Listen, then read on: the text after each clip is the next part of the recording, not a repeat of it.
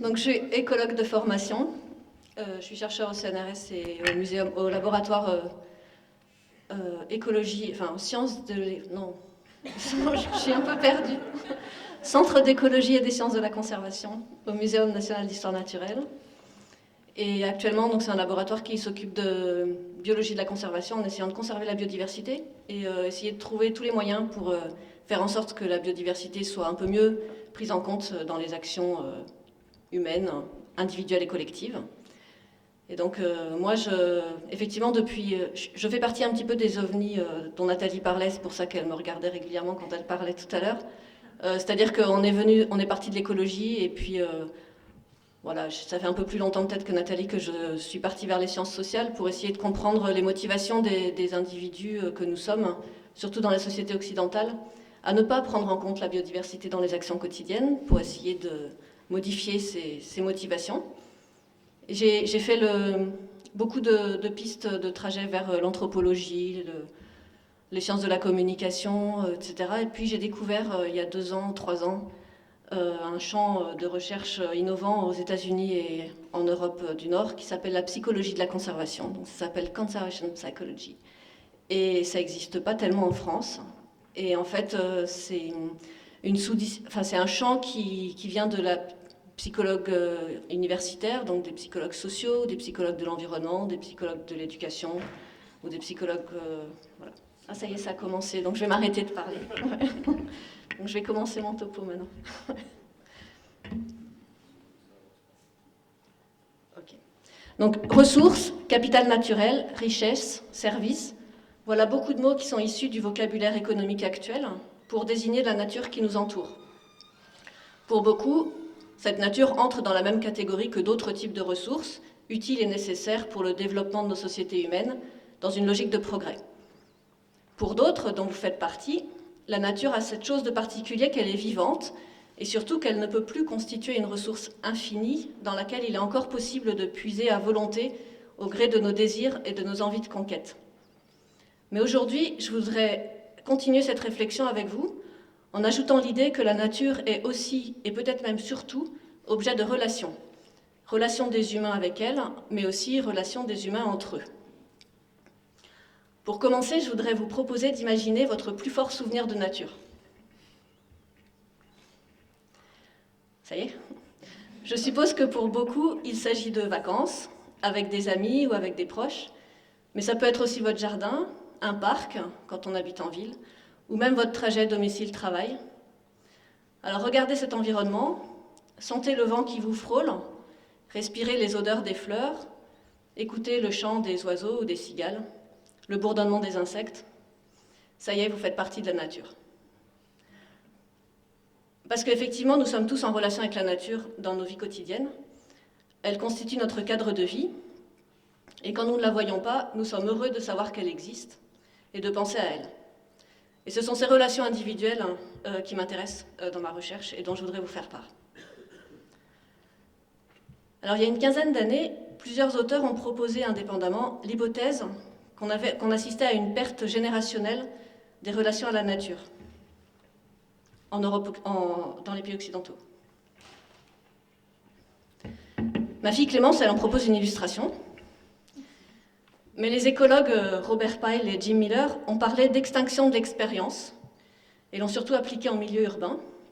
Le psychologue Peter Kahn, il l'appelle amnésie environnementale générationnelle. Et l'idée est la suivante.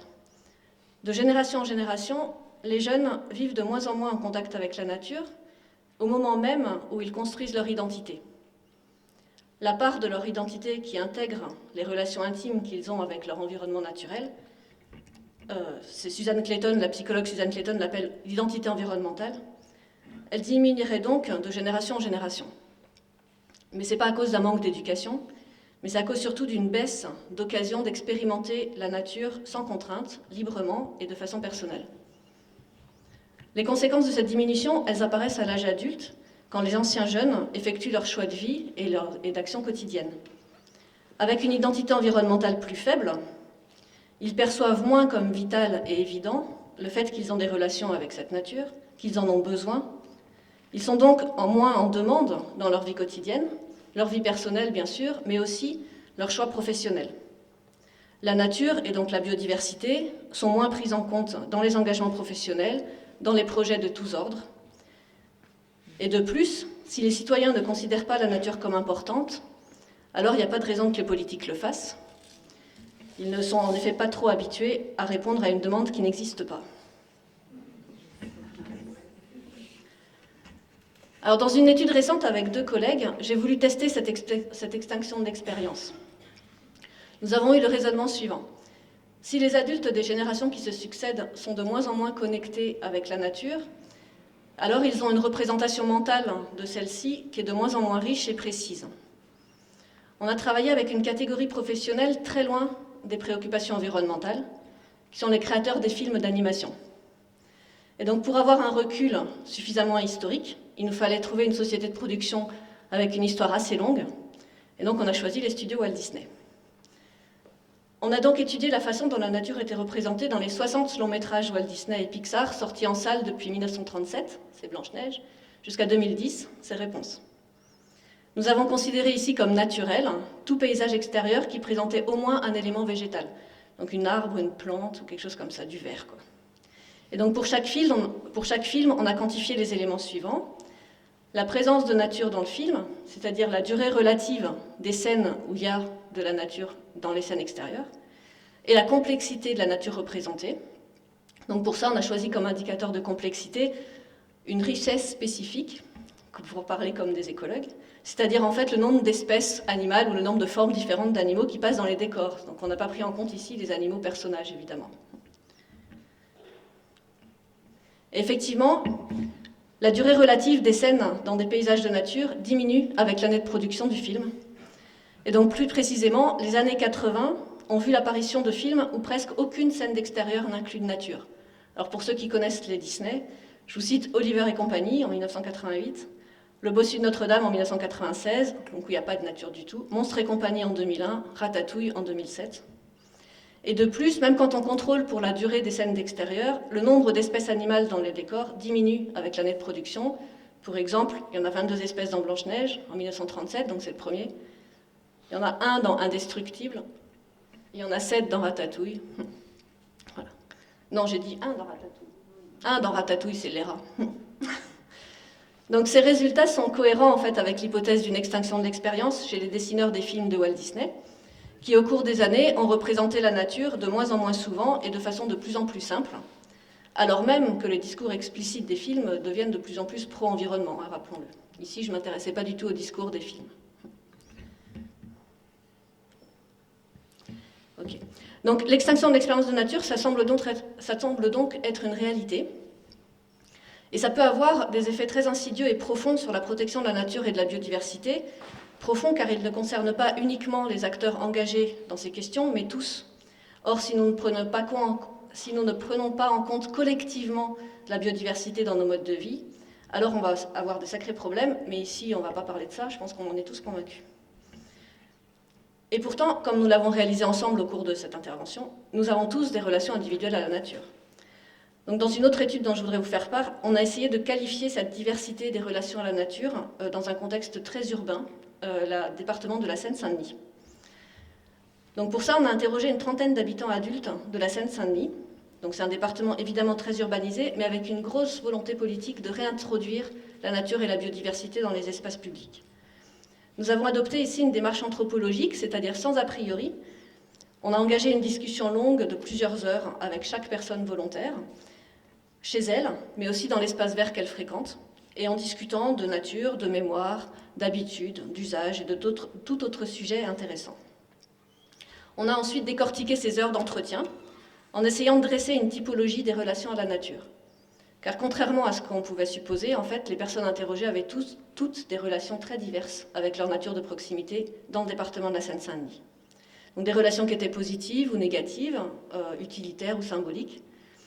Et donc on a identifié 6 dimensions pour caractériser l'ensemble des réponses que je vais vous proposer de détailler ici.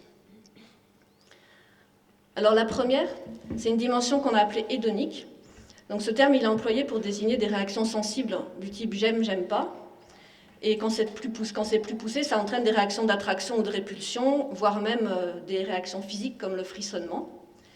Et donc ce type de relation, il est présent chez tout le monde en fait. Il est basé sur des réactions inconscientes et rapides à un stimulus qui ne passent pas du tout par le cortex. Enfin, on ne réfléchit pas, quoi, c'est instinctif.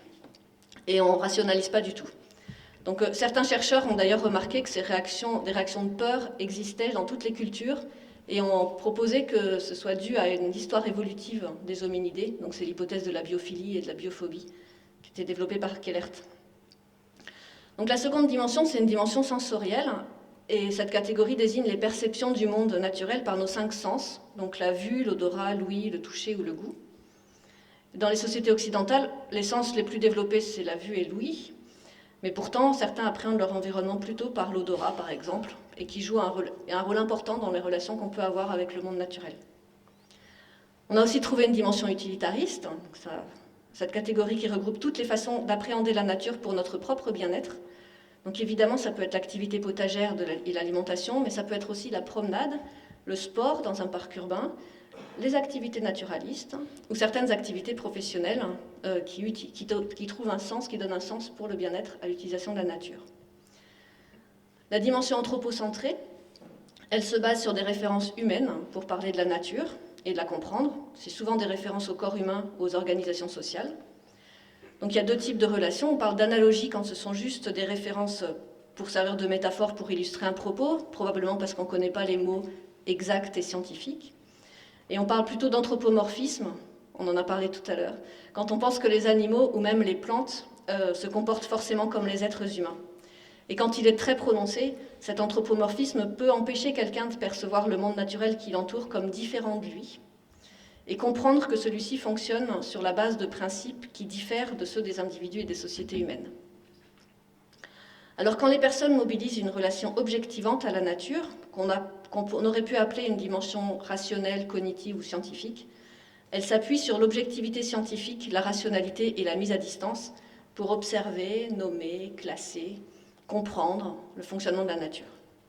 Enfin, et ça c'est la dimension mémorielle, dans certaines situations, un élément de nature, donc ça peut être une plante en pot, un lieu, un animal de compagnie, un cri, une odeur, n'importe pas en tant que tel, mais parle à la personne par les souvenirs qu'il ravive en elle.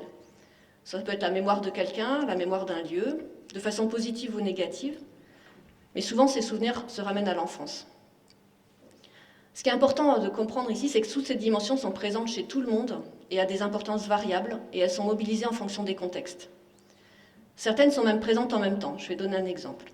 Quand un ornithologue, qu'il soit amateur ou scientifique, regarde des oiseaux à la jumelle, il mobilise une relation objectivante à l'oiseau, puisqu'il identifie l'espèce, le biotope, mais aussi une dimension hédonique, il a du plaisir à les regarder, une dimension sensorielle, il s'absorbe dans l'écoute du chant, une relation utilitariste, son observation lui servira à écrire un article scientifique, voire même une dimension mémorielle, quand la pratique de l'ornithologie lui remémore des moments heureux de son enfance. Pourtant, certaines de ces dimensions apparaissent plus légitimes que d'autres en fonction de nos identités sociales. Un chercheur voudra valoriser la dimension objectivante plutôt que la relation sensorielle, ça ne fait pas sérieux. Un artiste, c'est plutôt le contraire. Un industriel ou un associatif, je ne sais pas, je vous laisse décider.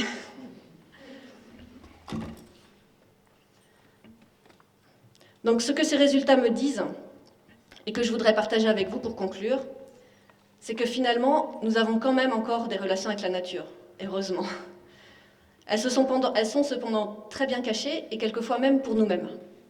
On ne les valorise pas dans nos activités quotidiennes, voire on les dévalorise si elles ne correspondent pas à l'image que nous voulons donner de nous-mêmes aux autres. Et si nous, citoyens du monde occidental, laissions une place à la nature dans la construction de notre identité, celle-ci pourrait peut-être s'inscrire alors facilement dans nos choix de vie, dans nos choix professionnels, voire dans nos relations sociales. Elle pourrait sortir du précaré des écolos et des adorateurs de papillons, et à ce moment-là, la nature et la biodiversité pourraient peut-être enfin être protégées. Je vous remercie.